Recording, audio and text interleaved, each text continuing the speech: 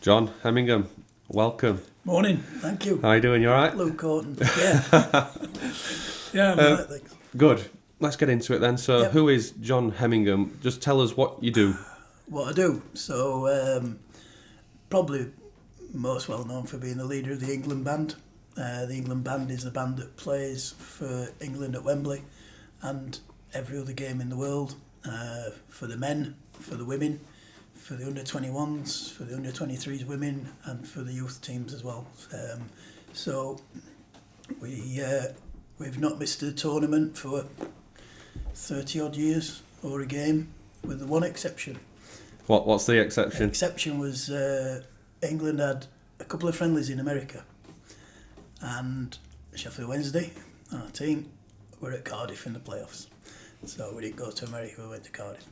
Valid excuse. Aye. So let's take it all the way back then. So how did it start? How did you get to be the England band? Years ago, and I mean years ago, I was 7, in the Cubs, just up the road from here actually, Wadsley Church, Cubs, S6, and they started a band and they were looking for recruits, so we all got to go. Somebody gave me a bugle and they said, some of you won't be able to master this, some will just bring it back next week and not be able to do, but some of you will stick at it and get the notes that you're required to get. And without getting too technical, you can get 5 notes out of a bugle. Bugles, for the uninitiated, is an instrument. It's a horn and it's got no valves. And it's the thing they play the last post on and stuff like that. So you can get 5 notes. So off I went at 7. I'm thinking I'm not going to be one of these that doesn't do it. 7. So I'm on back doorstep just down the road here where we used to live, and practicing every day to get these 5 notes. Went back the next week, got these 5 notes. The scoutmaster guy lived on the next street, which is where I went to school incidentally as well, and he could hear me practicing from in the garden. So did that. Played in the band, thought nothing of it. This is a scout band. Thought nothing of it, and then 30th birthday, I thought I'll revisit this. Bought myself a bugle, and Wednesday are playing Everton away. So snuck it on my jumper. All the lads were on a minibus. They knew I got this on my jumper, snuck it in the game, and we're winning 2-0. So Mark Bright and Carlton Palmer scored. So 80 minutes gone. So the old lads say, go on, get it out. So I got it out. Played March to Aida, which is what Wednesday was famous for at the time. Everybody erupted, went mad. Do it again, mate, do it again. So I did it again. Thought nothing of it, went home. And then Trevor Francis, who was the manager at the time, went on the local commercial radio station and saying, does anybody know who this bugler was that was at the match? Anyway, they found out. So I get a phone call from God. Trevor Francis phones up, however they did it, and said, he used to be manager at Sampdoria in Italy. They always had drums and all this and the other. What would you say to forming a band with some mates? So the group of about 6-8 of us were seeing tickets on the standing cup at Hillsborough. It's quite unusual that the manager would call you. Now it'd probably be someone down the line in the team. Well, it got better than that after, because the chairman rang me after that.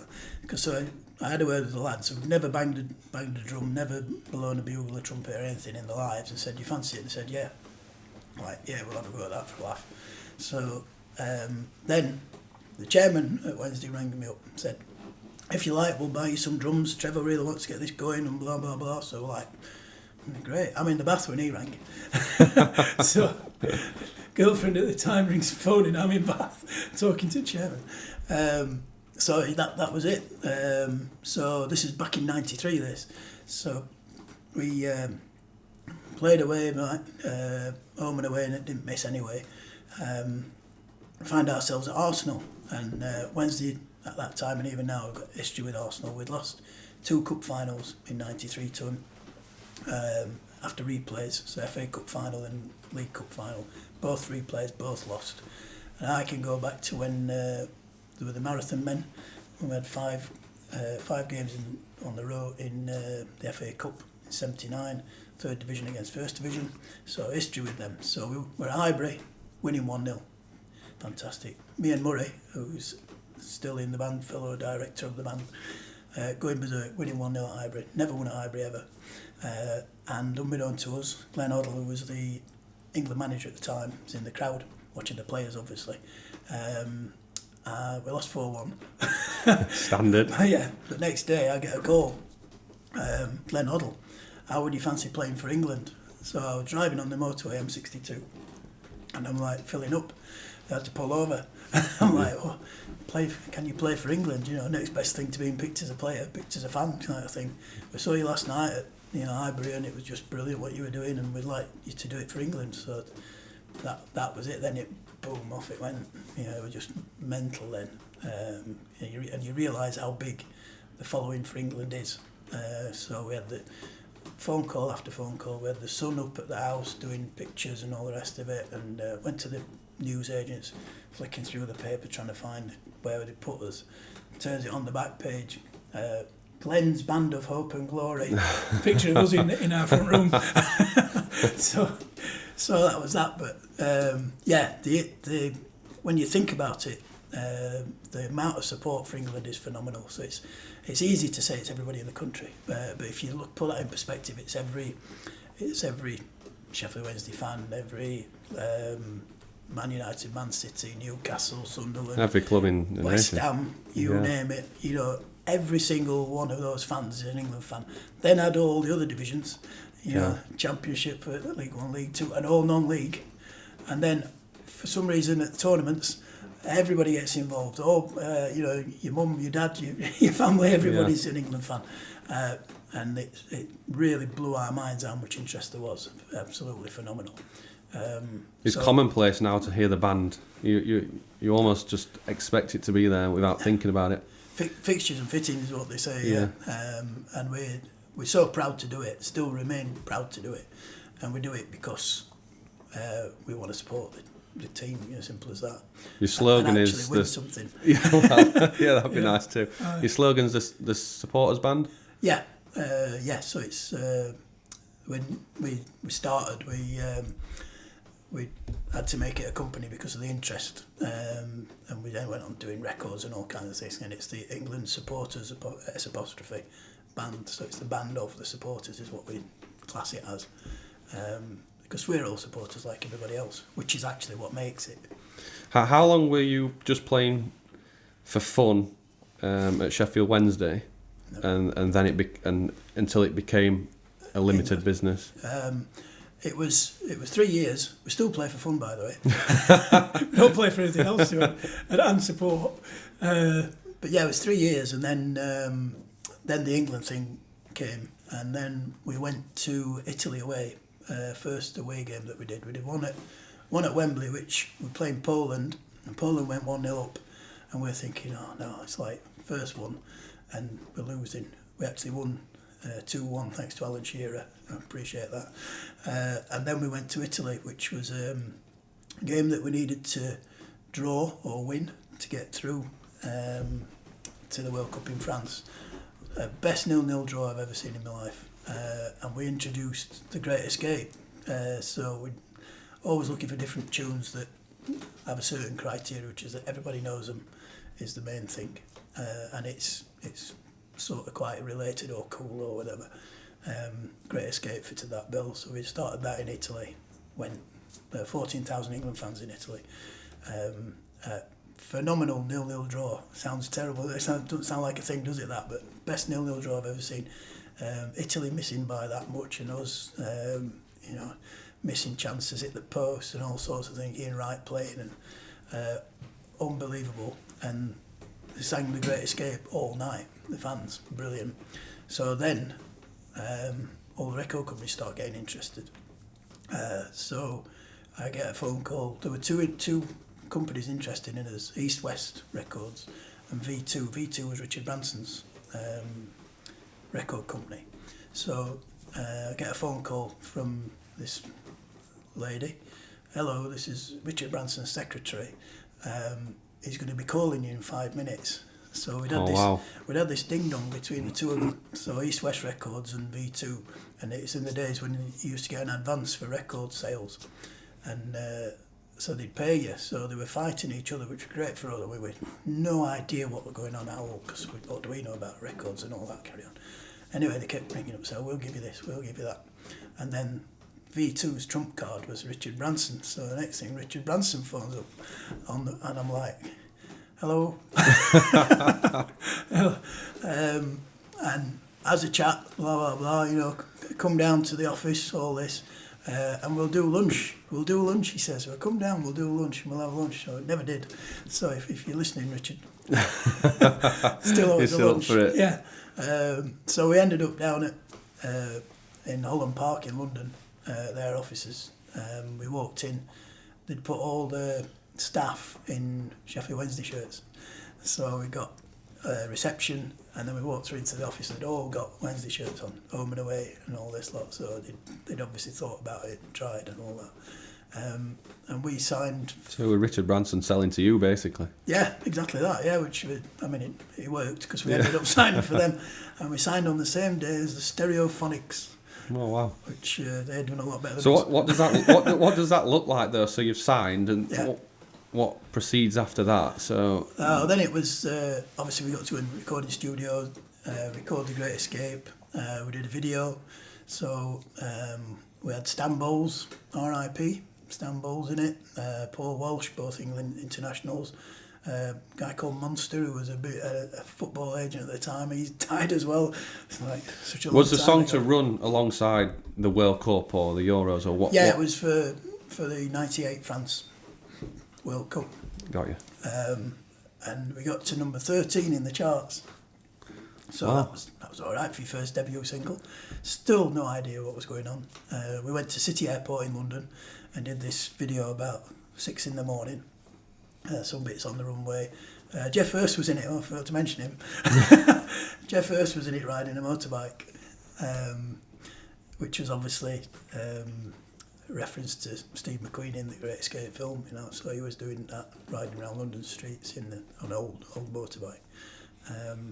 Yeah. Just on that, so you have a book, and Yes. in your book, I've got a quote from the book, and it says, "Don't please mistake this for some sort of non-caring attitude, because the truth is far from that, very far."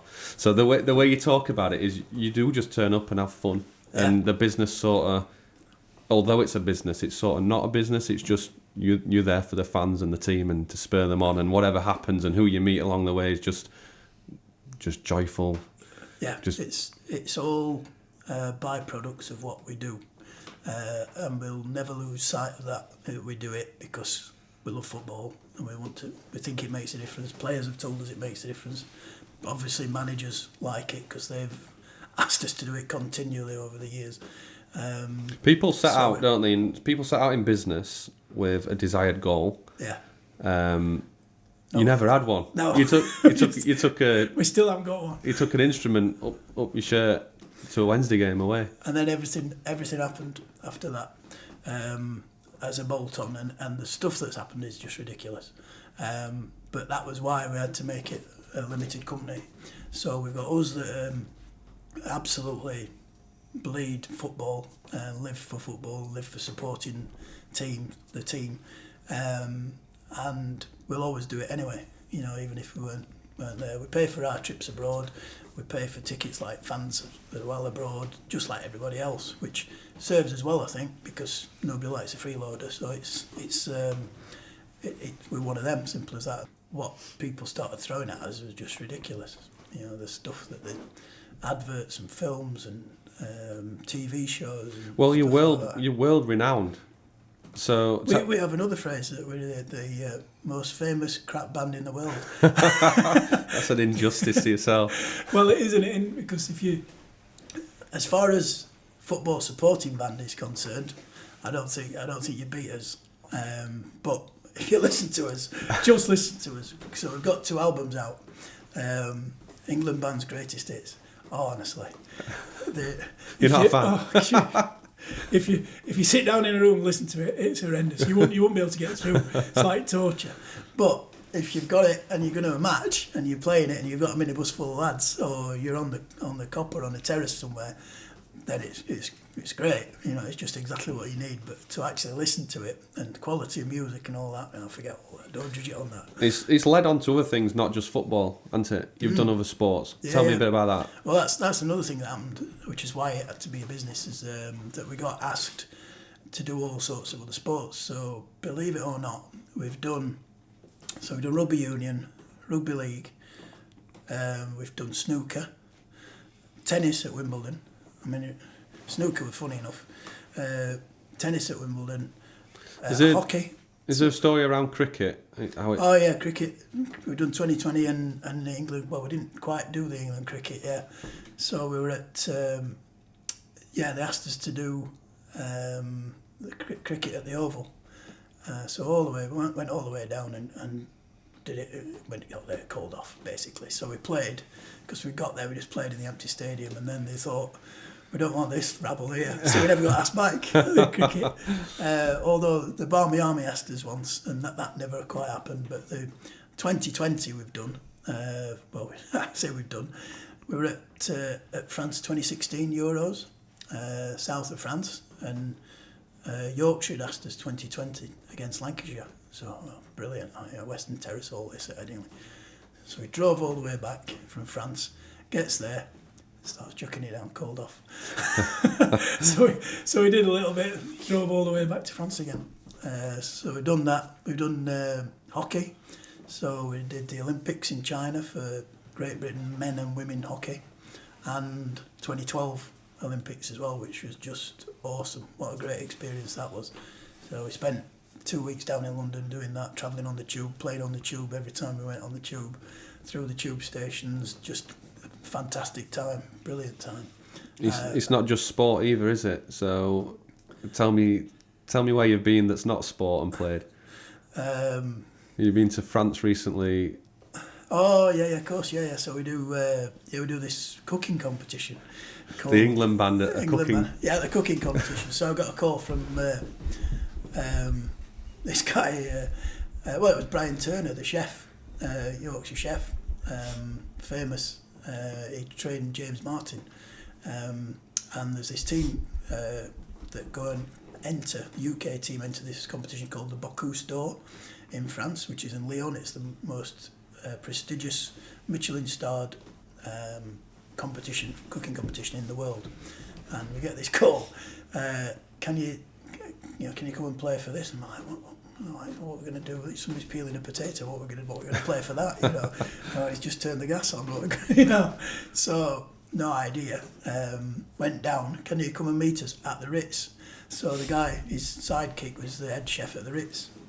So I go down to the Ritz. I got an old Mercedes car at the time, a D-Reg, old thing, massive, but went down to London. If you're going to make it, makes it. And then I was a bit late, so I phoned up. He said, park it in the car park at the Ritz. There's only room for 4 cars. The 3 Rolls Royces and my Indigo in the Ritz. This is what we want you to do, blah, blah, blah. Gets to this thing, and it's held in the French equivalent of the NEC. Massive exhibition centre, and inside they've got a little stadium arena with a stand with 5,000 seats in, and over 2 days, 13 countries each day, a lot, and they're all going mad, absolutely mad. There's horns, there's flags, there's Japanese banging wooden spoons, there's all sorts of stuff, big horns for Norway and Sweden and all that. So off we went in our element. So did that. Have you ever said no to someone that's come to you with a project idea that just didn't suit, or are you pretty much a yes man and go and have some fun? More or less, yes. I can't remember. We have turned things down, mainly when it's clashed. Yeah, logistics. I can't think. I tell you what. Yeah, we've turned stuff down when people have been trying to take the mickey. So Julie, I forgot what's his name, Lycett, got in touch. His team got in touch. Right. I forgot his first name, but he wanted us on his show, and it clearly was just going to rip into us. Right. Okay. So we thought, no, I'm not bothered, because we don't mind who we get back, because we're quite good at banter. We're very good at banter, in fact. Because that's what it's been like for 30 odd years. And on the terraces, I guess I suppose from time to time people turn around and give you some stick, do they? Yeah, and Away support. No, well, you get tested on the terrace. So you've got loads of bullies on the terrace and loads of macho men, loads of people who just think, they're fair game, we'll have a go at them. But when they get a right shock, because we have zero tolerance of dissenters, we call them, dissenters. And what's good now is that same fans come round us at games all the time, and they've sort of adopted this zero tolerance on our behalf, so they'll have a go at him as well, and they end up like this. Policing it, basically. Yeah, self-policing it. It's good because usually anybody who has a go doesn't know us. Simple as that. If they knew us, they wouldn't be having a go. Simple as that. So they do know us after a bit. We've had a few occasions. I had a Rotherham fan having a go at us at Villa, and he thought he was far enough away, 50 yards down the whole 10, off the way straight down. And sorry, I usually end up shaking hands and saying, sorry lads, didn't realise. Yeah. Great. What about stewards? Stewards? Yeah, because they're not necessarily like supporters of football, are they? Because they're facing the other way, aren't they? So, well, it's one of the worst things that happens to us if when we meet the jobs with and they won't let us in to places. We couldn't get in. We went all the way obviously to Brazil, 2014 for the World Cup, and don't let us in there at all. There's no way of finding out that in advance then, or? Yeah, we do now. And usually, by the time we got there, we've been doing it for 16 years, and they know, that somebody's going to come, but don't always filter down to the guy who's on the gate. So we didn't get him at Brazil, and Ukraine, they won't let us in for the first game, and we used to be sponsored by Pucker Pies at the time, and they'd got a PR guy, and he was fuming because they won't let us in. We obviously went in and watched the match and all the rest of it, but we ended up on Ukraine TV, on their equivalent of like the One Show, right? Prime time at like 6:30, 7 o'clock at night, and I've got headphones on with an interpreter. I'm sat in this chair. It was like Starship Enterprise, and I'm sat there in this chair as Captain Kirk, and then there's all the others sat in chairs here. They're big, massive chairs, and then they sort of went all through it and all this lot, and the guy said, it's a disgrace, blah blah blah. Next thing we were in, no problem at all. They'd obviously sorted it, and then we went. So yeah, you meet the steward. You can't do that. I'm like, we can, mate, we can.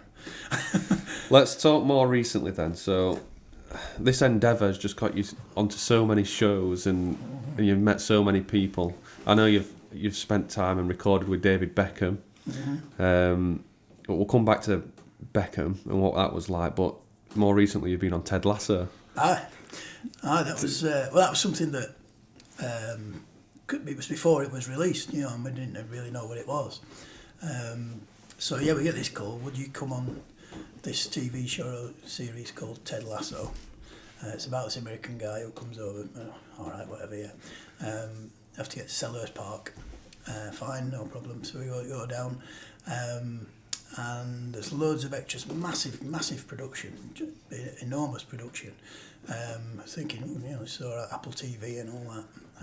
So our role was basically to do our bit, what we do, and play the songs, but also sort of unofficial role. We had to coach the crowd as well, because they get a load of extras. It annoys me to death when you see a football film. You see any football film and you know full well the crowd aren't real fans. They've got a load of extras. They've given them brand new scarves, brand new hats, and they don't know what to sing and they don't know how to look and all that. And it drives me mad because it's like sort of not right. Yeah. So you can just tell. Yeah. So we just took it upon us. So look, you don't look like a football fan at all. Nobody ties the scarf around the wrist anymore. You don't have it around your head. All this kind of stuff. And we had to teach him songs as well, which was a right laugh. One in particular might not be broadcastable, but it's in the series. Yeah. Where they weren't too pleased with Ted Lasso as he came out the tunnel. It was. Yeah. So we got them all to be giving it some, and they were all. they're singing this particular song with no gusto, and it's like, come on, get you back into it. And then we got more going for, and they used it in the series, so it was great. But yeah, that was good fun. And then obviously it's massive. So when they call you up, whoever it is it a business decision to go, yes, we'll do that, or are we still coming back to the fact that sounds fun? Yeah, that's it. Literally that. Yeah. It's absolutely as simple as that. That sounds fun. We'll do it. And we do. We've done loads of adverts and stuff like that as well. In fact, we did one for Coral Betting. That was at Selhurst Park as well. It must be the stadium of choice for filming. Am I right in thinking Honda sponsored you as well? Yeah, we had Honda. We've done stuff for Coca-Cola. Eat, drink, sleep, football. We did that. And we've done Pepsi. We've done Tic Tacs phoned us up. So you've worked with so many big brands, met so many big people. And ridiculous, really, because all we did was blow a bugle on a terrace.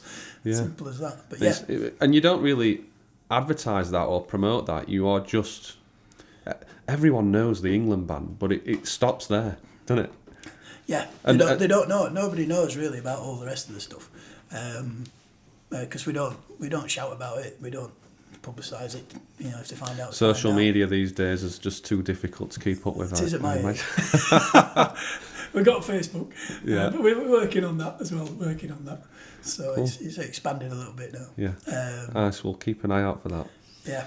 Ant and Dec. Yeah.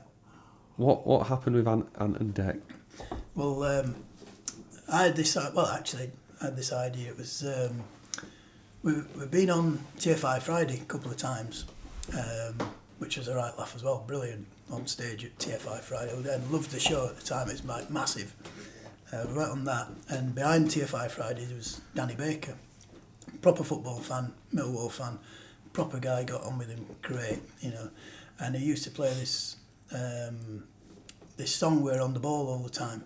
So we're thinking that'd be all right. So we started playing it and all the rest of it, and then thought, well, it'd be great if you said you could change it to like from I don't know, London to Bournemouth to South, you know, all that. And so we thought that'd be a great idea. Then. So that was your idea. Yeah. So they're saying, you know, any records for the World Cup, blah blah. All these different companies coming in touch with us, and said, yeah, we've got this one. You know, we're on the ball, play it on the terrace, blah blah blah. And they said, oh great, Ant and Dec are involved, blah, all this. Then they tried to cut us out. Wow. I know, which was like, hang on a minute, it's our idea. And then you learn about the ruthlessness of showbiz and record companies. So we got back in. But it was a lesson learned, because there's some proper ruthless, non-caring, nasty people in business, simple as that.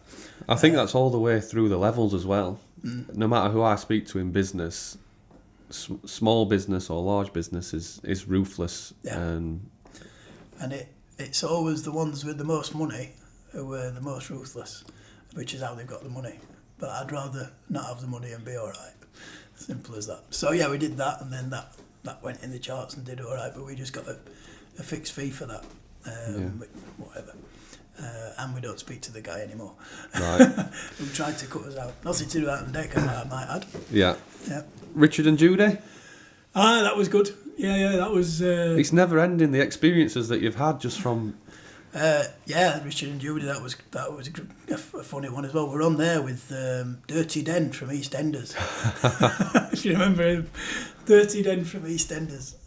And Richard was great. Judy was a bit miserable. But I always tell this story that you meet these celebrities, and people say to me, "Oh, I met her and she was terrible," and they're only human beings, and you might have just met when something really bad's happened, or she's had a really bad night, or whatever, and you get 5 minutes and then judge the whole character on that 5 minutes, and it's wrong to do so. Yeah. So we learned that with everybody that we met all the way through. But, that was a thing. That we were on This Is Your Life, if you remember that, for the composer of The Great Escape, Alma Bernstein. Friday Night's All Right with Ian Wright. who is a great guy. We met him so many times, and he's what you see, you get brilliant, just jumping up and down with it, going mad. I've met him all over the place because we've done. I bet your phone book's an interesting one. You've got some all sorts some of big funny names ones. in there, especially relating to football. Yeah. You were on the Overlap with Gary Neville. Yeah, more recently, Gary Neville and Rooney. Yeah. Yeah, who again, like David Beckham, we've seen every single England game that David Beckham's played, and every single one that Wayne Rooney's played, and Gary Neville. So What's it like when you meet? Let's talk about Gary Neville then and Rooney. Did they have anything to say? They sort of. I want to know if because David Beckham's referred to the band in an interview. Yeah. I just wondered if you got any feedback from the players. It's weird because it's almost like you know them but you don't know them because you've been with them that many times but not with them, if you know what I mean. So we've shared the same experiences and we've shared the same highs and lows and all that. Us on the terrace, them on the pitch, and so you very rarely meet them, and that's sometimes done on purpose because an old Chinese proverb, Go on. is if you get too close to your gilt-edged heroes, some of the guilt rubs off. And it's true, because if you meet them and they're not quite what you thought they were going to be, it's like, a bit disappointed now. I thought he was great, and he's actually maybe not as good as we thought. Yeah. But, with David Beckham's case, absolutely spot on. So we met him in Qatar a couple of years ago at the World Cup. And I was a fan ambassador for England, and the other guys there from the band as well, and they said, "Do you want to meet David Beckham?" Yeah. So we're in Qatar, goes on this. A lot of people would find that daunting though. There's something in it that you just say yes, yes, yes, and you just turn up with a smile on your face. It don't matter. Yeah. It don't matter. It just don't matter, does it? They're just normal people, and you shouldn't be in awe of anybody because all they is a human being, and so are you, and that's that. That mentality is great on paper. Actually carrying it out. Yeah, but carrying it out, I think most people would. Well, you know what? It really works well because they're used to meeting people, and they are, like you say, they might be like, Yeah. We're just straight in, and it relaxes them so much. So, I mean, we're jumping about with Ian Wright. We did a thing in Newcastle, digressing a little bit, but we did a thing in Newcastle for Sports Direct, and Ian Wright comes up, we're jumping about in this corridor in Newcastle Stadium. But David Beckham was great, so we're sat there waiting, and there's all these others wanting to meet him. And he comes with his entourage, PR people, and all the clipboards and all this. So ready, you've got to do this here, and you've got to do that, and a stopwatch, so you've got time here, there, and there. And he saw us, and met a few people, and came straight over to us on his own. And it's like, oh, all right, David, yeah, all right, lads, blah blah blah blah.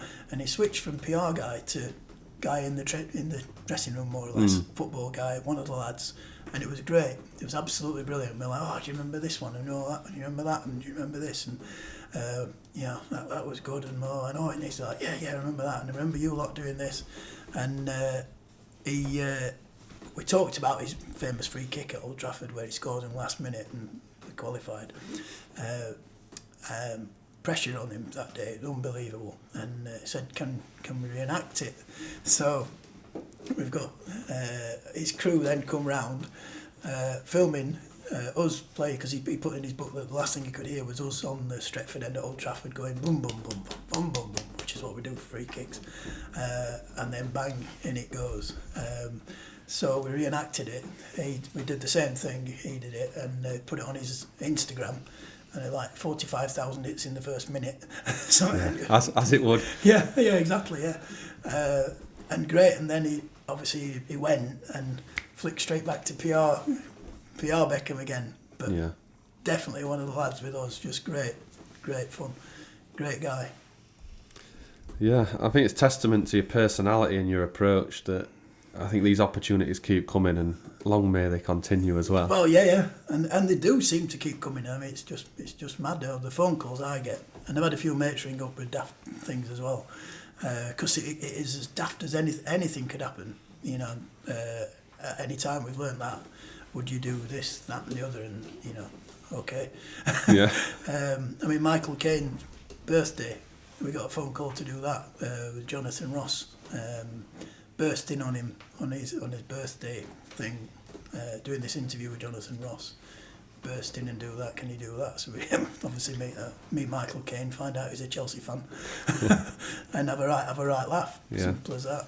Yeah. So yeah, I mean, you daft things that you get calls for, just mental. That showbiz is just crazy. It's a different world that you're not exposed to until you are. Yeah. Mission Impossible, they phoned us for Russia. Can you do a bit with Ray Parlour and what's his name? Can't remember. Other Chelsea, other Arsenal guy. It's endless then. Yeah, so we're playing Mission Impossible and all that, and they're running about scoring goals. We're scoring goals and doing daft things and all that. That's on YouTube. That's quite funny. Paul Merson. That's who it is. You got it. They're running about with parachutes on the back, and we're playing Mission Impossible. Countries and culture. So are you, because obviously you've been all over the world following England. Are you well received everywhere? Yeah, seem to be. Yeah, without a doubt. Has there ever been any sketchy situations in certain countries? There's quite funny ones. Yeah. Well, there's always funny ones. Always. Give me one. Yeah, the Japan one. So, we get to Japan, and England, they're sort of shaking it off a lot, but they had this reputation of being hooligan England fans, So that went before everybody, and it's just not the case anymore, it's not. So we go to Japan, which was a culture shock in itself. It's like landing on Mars, in a very, very nice way. Everybody's smaller than you. You can see for miles in a crowd. You're just really odd compared to what we used to. But we're in Japan, and we found that we were being followed everywhere we went. So we got outside the hotel. You'd look out the window, and there's a car full of suited guys with microphones in the ear and all this lot, waiting. And then when we went out, they followed us wherever we went, and it would either be in a car or walking. So if we went to a shopping centre, you turn round and there's like... You're saying that with a smile on your face, but was that daunting at the time? Well, we never even thought anything about it being daunting. We just thought it was a laugh. What are all these guys following us about for nothing, So it got as daft as when we got lost, we'd stop and we'd go back and ask them and say, "Excuse me," try and translate if we could. But do you know where this is? We're trying to find this, and they're like, two of them would walk off, and then there'd be one that we'd collared, and they were like, "Well, why are you following us, by the way?" And so who were they? It was secret police. Secret police following us all over the place. Playing for your protection? No, just to see what we were doing, I think. Oh, really? Not protection at all, no. I mean, in Japan, there's no need for protection at all. The people over there are just awesome. We had, we learnt a few Japanese songs, so when we go, everywhere we go, we try and learn a local song. So it'd be like learning Il Climo Batata, or maybe it's because I'm a Londoner or whatever. Over here, we learn a local folk song. So we learnt this song, and we learnt that if you go to a Japanese football fan and you start jumping up and down going, hey, hey, hey, hey, they all do it, and they all come from all over the place and just go, hey, hey, hey. So one night we had I'm not joking, we had about 5,000 fans following us back. We're playing, and they were, hey, and all this, to the hotel. And then we get to the hotel, and we're playing on the steps, thinking what we're going to do now. And then the police came, because there's always chaos going on, and we're thinking, oh no, we've had it now. Like, all they did was barrier it all off. So we're at a crossroads, and they barriered each one off and had like an impromptu party, and they had this information scoreboard on top of the car that basically said, behave yourselves or whatever in Japanese, and crack on. So we ended up playing this. But great people, but not a bit of trouble at all. Let's move on to work-life balance now. I think you've covered... I want to talk about this topic because I started with it as well. It also relates to mental health, which again is a topic these days that must be talked about. It's something we see more and more coverage on, which is great. Have you ever had any struggles, any pressures that are related to the England band and work life in general? The most stressful time though which was horrendous, was when England played Scotland a few years ago now, and it was at Celtic Park. We won, of course. It's at Celtic Park, and there were 2 tiers of fans, and we're playing. There's a song we play, "Follow England Away," and it was going really, really well. So we're on the bottom tier, the top tier full of about, I don't know, it must have been 10,000 England fans, something like that. And all around us, they're singing "Follow England Away," and then I'm getting texts saying, do you know what they're singing? And I'm like, yeah, they're singing "Follow England Away," and they weren't. They were singing about the IRA because it's Celtic Park and all this lot. And then people thought we'd started it and instigated it and carried it on and all the rest of it. And we were absolutely clueless, no idea. We're just thinking we can see everybody clapping and singing, and round us they're singing "Follow England Away." And it was horrendous. So it was all over the media, FA people phoning up, and non-stop. My phone was going non-stop for 48 hours from all different news agencies and all this lot. And a death threat came. It's like... You're in the limelight, so ridiculous. Anything like that, I mean... It's going to happen, but we had no idea whatsoever. And you're on your own. You've got no real advice on how to deal with that. We've got no PR department. We've got no anything.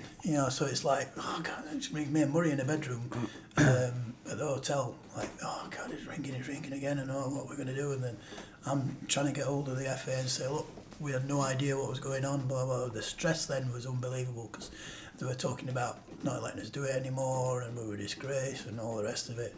And fortunately, because obviously they knew us and they knew we wouldn't do anything like that ever, we managed to get it through. But you don't always it's not always the people that you know that make the decision. It might be somebody up here that makes the decision that don't know you. Yeah, and even that can be based on just the perception and the damage that the media's done. Totally, yeah. So, as we move to a close then, any lessons learned throughout this journey? You sort of adopted a business. You never set out... People set out to run businesses with an end goal and an exit strategy. You haven't done that. No, we're not exiting. No. They'll carry us off. But have you ever thought about that though? So what about when you become too old to play? Like, will it pass on, or is that not even... Well, we've got some younger lads, and obviously you think it can't go on forever. I mean, Bram was our oldest member. He was doing it into his 80s, so I've got a few years yet. But I mean, it is knackering. I mean, it really is knackering, especially if it's a really intense game, and it's adrenaline that does it all the time. But it is knackering, and to generate an atmosphere and make it the best it could be, which we try and do everywhere we go, and we've been successful doing it at particular games. I mean, the fans are up for it anyway, and the fans are absolutely brilliant. And join in, but just being able to do the right things at the right time to give the maximum support to the team, and then see it pay off, and actually win things, win games, and actually get to semi-finals and finals, and same with the women, winning the Euros and all the rest of it. It's just we're so proud to do what we do, and if it helps a little bit, that's the proud bit. Even if it just means we get a little bit of an extra yard or a bit of extra pace somewhere, or a bit of resilience is built in because we're doing that and backing them, then that's great. And that's what all the players say, and managers repeatedly say it's about support from the terrace, and if we can manufacture that and make it happen, then it's really proud to do it. Lovely. Thanks for coming on, John. Pleasure. It's been an absolute delight. All right.